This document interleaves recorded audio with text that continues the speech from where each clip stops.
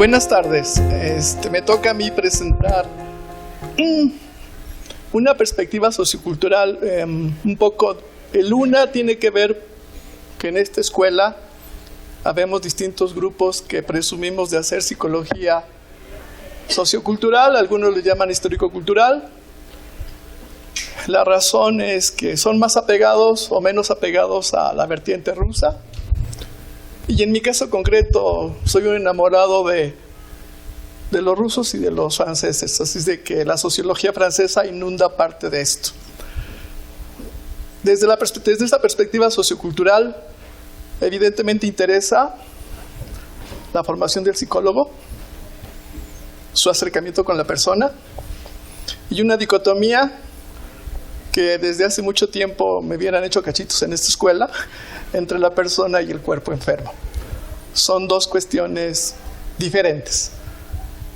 El cuerpo enfermo y las decisiones que la persona toma sobre su cuerpo enfermo. El trabajo lo venimos desarrollando desde hace algunos años con mi compañera Lupita, su servidor, y ambos somos profesores del área de psicología experimental, y no me pregunten cómo llegamos hasta acá porque es una historia larga. Bueno, esto trata de ilustrar dos cuestiones que un poco ya las empezaron a plantear desde hace rato. La relación entre el médico, la persona y su cuerpo.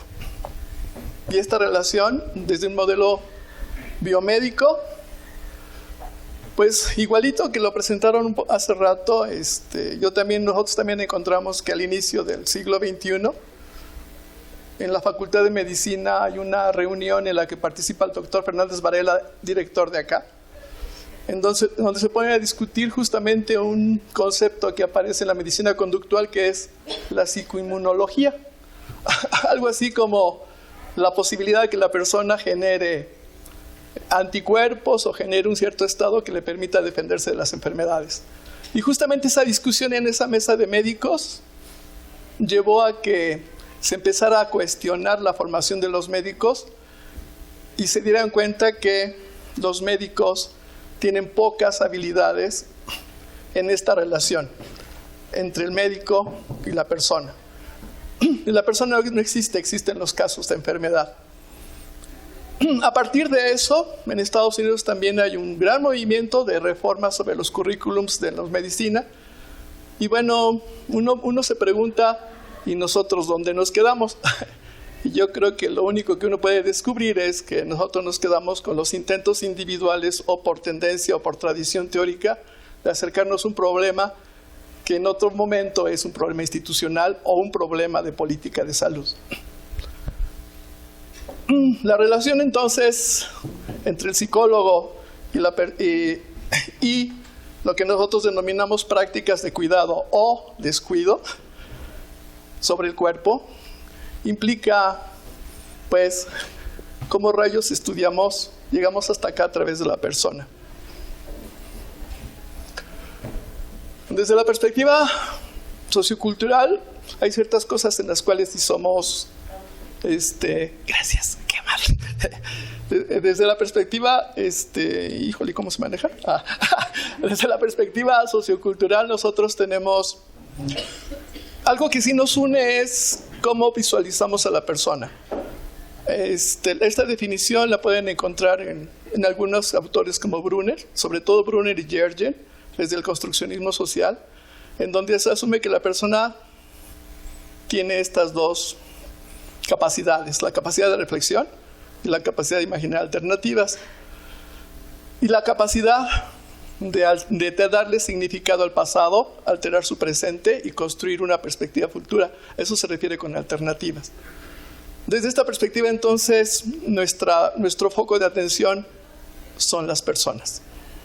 Nosotros nos centramos en la comprensión de las personas a través de asumir que se tienen estas capacidades. Por favor.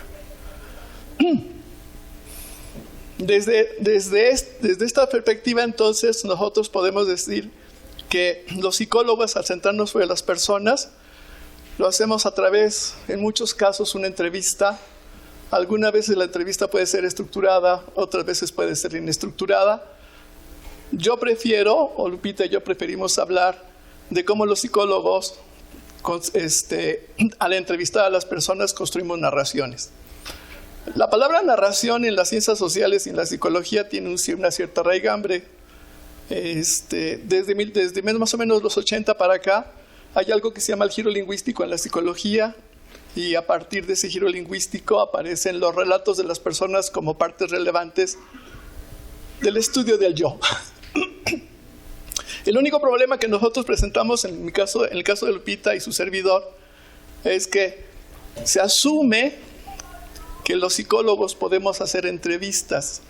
Afortunadamente, desde el 2000 para acá hay una gran tendencia para decir que hay entrevistas de corte cuantitativo y entrevistas de corte cualitativo, y que las entrevistas de corte cualitativo pueden suponer que podemos entrenar a los psicólogos para hacer entrevistas de corte cualitativo, para que entrevisten a las personas, se construyen narraciones, y en esta relación psicólogo-persona se co-construye una manera de relatar o de narrar algo que nosotros denominamos como prácticas sociales.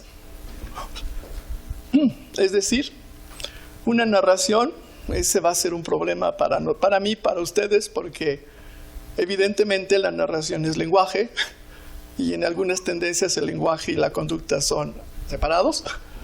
Y entonces asumimos que la narración nos puede describir a través de entrevistas o de entrevistas inestructuradas o abiertas las prácticas de cuidado o descuido que las personas tienen sobre su cuerpo. Sin embargo, aquí hay un asunto que la sociología nos vende como idea.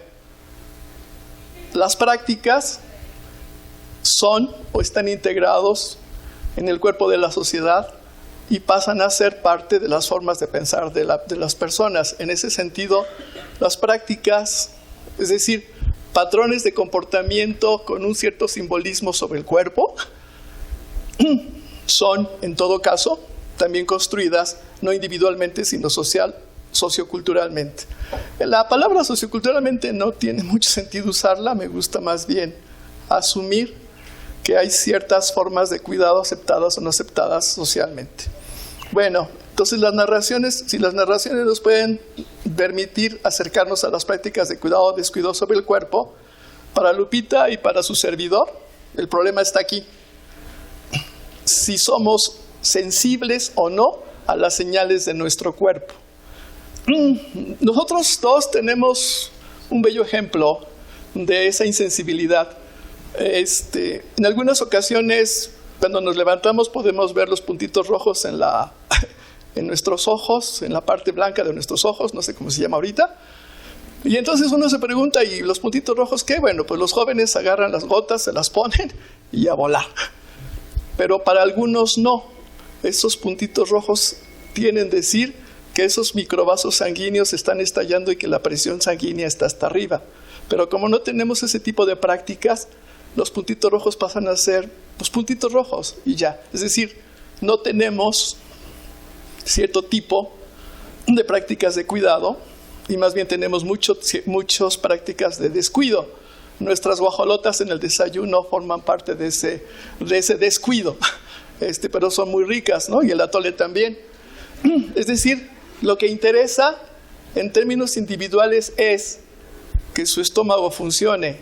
En términos médicos, ustedes tienen una sobredosis de carbohidratos que va a obligar a su vaso, a su hígado y a todo su cuerpo a digerir. Nuestras formas de alimentación tienen que ver con estas prácticas de cuidado. Desde aquí nosotros vemos parte de lo que la OMS, parcialmente, igual que mi compañera, en la parte de las enfermedades en el rubro 80, habla de obesidad, de hipertensión y de prediabéticos. En ese sentido, las narraciones o las entrevistas inestructuradas o lo que nosotros preferimos llamar como narraciones, conversaciones o entrevistas, conversaciones, nos pueden permitir explorar las prácticas de una persona. Quiero subrayar una. Y estas prácticas nos pueden dar, por lo menos cierto tipo de trabajo nos lo indican, que las prácticas de cuidado siempre tienen que ver con las relaciones interpersonales que mantienen en su vida las personas, con los cambios en la rutina, que son bastante severos cuando uno enferma, y con la rutina o con la disciplina de medicamentación, que esta es la parte donde los médicos se quejan, tanto aquí como acá. Los médicos esta parte la dejan un poco de lado. En todo caso, muchas de las enfermedades crónico-degenerativas tienen que ver con cierto tipo de cambios en, voy a decirlo así, la OMS reconoce un concepto, estilos de vida.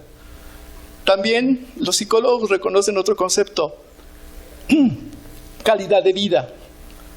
Nosotros nos movemos en otro concepto, prácticas sobre el cuerpo que tienen un pasado, que tienen un presente y que tienen un futuro. Cuando nosotros hacemos una entrevista, nos centramos en que la narración se construye en el presente, pero que nos permite ir al pasado y por lo menos que la persona se alucine sus propios cambios. En esta parte de aquí aparece Vygotsky, porque para muchos de nosotros las entrevistas que hacemos para fortalecer los cambios de las personas significan hacer conversaciones que desde el punto de vista de Brunner se llamarían conversaciones de andamiaje, es decir, de sostener un cambio a través de las entrevistas y a través de las formas en cómo podemos incidir en la forma en cómo visualicen su pasado y vean su presente. En todo caso, nosotros jugamos con las posibilidades de la reflexión de las personas y tratamos en todo su sentido de que nuestros estudiantes tengan una cierta forma de ubicar el pasado y el presente como un proceso reflexivo y tratar de corregir o de establecer cambios en las prácticas cotidianas de su cuidado, que en algunas ocasiones, según la OMS, podrían ser cambios en el estilo de vida o, según algunos psicólogos, cambios en la calidad de vida. La diferencia entre los conceptos no es muy nimia. Por calidad de vida se refieren a la apreciación subjetiva que las personas hacen de sus condiciones, y por estilo de vida, en el término de Max Weber, se habla de patrones de consumo.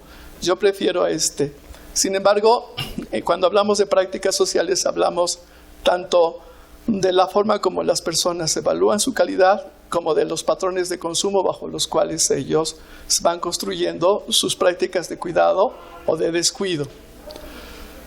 Nuestra forma de entender la psicología de la salud desde esta perspectiva implica dos cuestiones. La primera es, esto se tiene que aprender en la práctica, no en el salón de clases. Es decir, frente a un enfermo y haciendo entrevistas. Frente a un enfermo y estableciendo cierto tipo de procesos de reflexión a partir de que nosotros hacemos una exploración de las prácticas en el presente.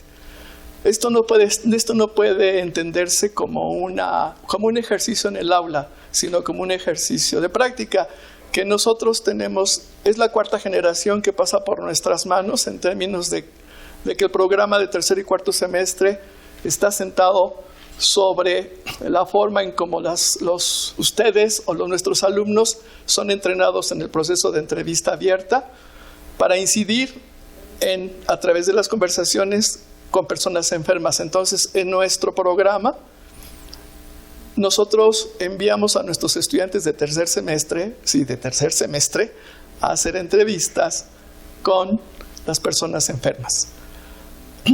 Muchas veces los estudiantes de tercer semestre pierden de vista lo que sucede con las personas, pero a nosotros nos agrada mucho que al terminar la práctica, y aquí hay algunos que han pasado por mis manos, las personas cuando se despiden les dicen que si no van a volver. Esa parte nos ha agradado mucho porque las personas van entendiendo lo que significa el trabajo de un psicólogo en la práctica.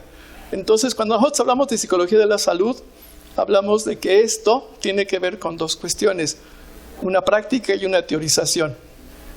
Una teorización sobre las formas de relación con las personas.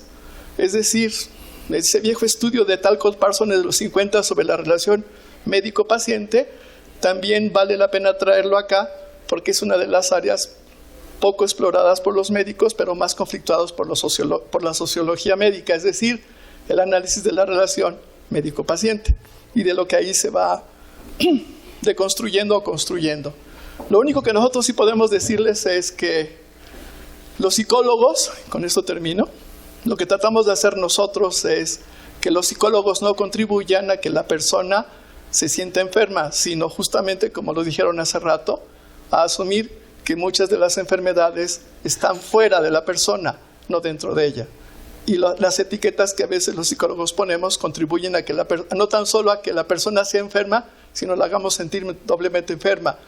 Es decir, en términos de su cuerpo y en términos de sus decisiones. Lo único que quiero enfatizar es solamente el punto. Esto no se puede aprender en el aula, se tiene que aprender en la práctica. Gracias.